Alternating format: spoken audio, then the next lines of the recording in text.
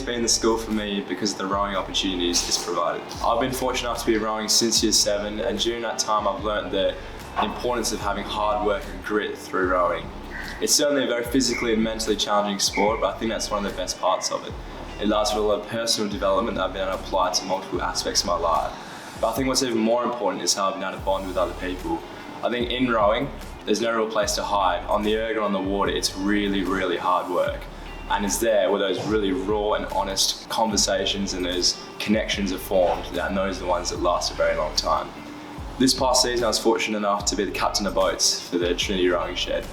And in that time, I was very fortunate to be able to get around to as many boys as possible and really immerse myself in the experience. It was the time that I wanted to be able to give back to the shed for all it's given to me, and I've really enjoyed that experience. Now I'm in a fortunate position where I'll be able to apply these values that I've learned to all aspects of my life. I'm really excited for what the future brings.